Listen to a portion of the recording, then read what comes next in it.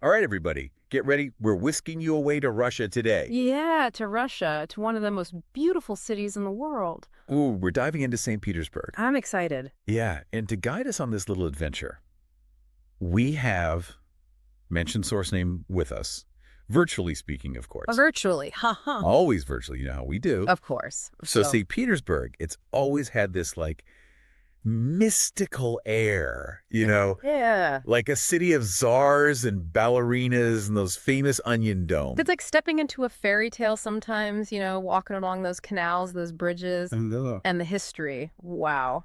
Founded by Peter the Great. Right. Peter the Great wanted to create like a window to Europe, as they call it. Exactly, exactly. And you really feel that European influence in the architecture, the grandeur. You know what else I think of with St. Petersburg?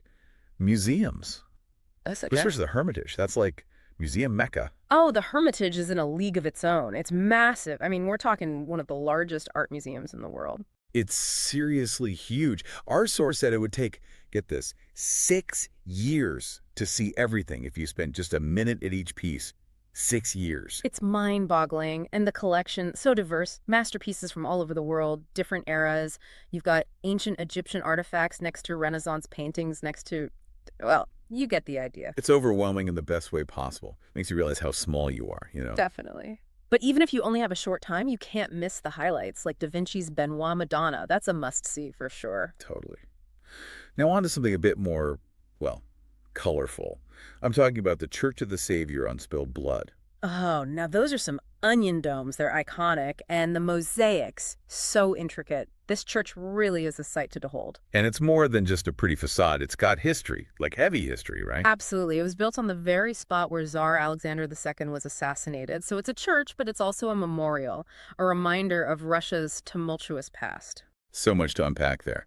All right, switching gears a bit, we have to talk about Peterhof Palace. It's like the Russian Versailles, right? That's the one. Though I'd say Peterhof has its own unique charm. The gardens are just spectacular. Fountains everywhere, sculptures, and the palace itself is breathtaking. It's a must-see if you're in St. Petersburg, especially during the summer months. Oh, I bet.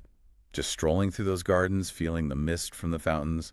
Sounds so peaceful. It's magical. It really gives you a sense of what life was like for the czars back in the day, the extravagance, the beauty. All right, next up, we're heading to Nevsky Prospekt. It's the main drag, the heart of the city, wouldn't you say? Nevsky Prospekt is where it's at. It's buzzing with life day and night. You've got shops and cafes and restaurants and historic buildings all mixed together. Yeah, it seems like the kind of place where you could just wander for hours and always discover something new. Exactly. And don't forget to check out the bridges at night.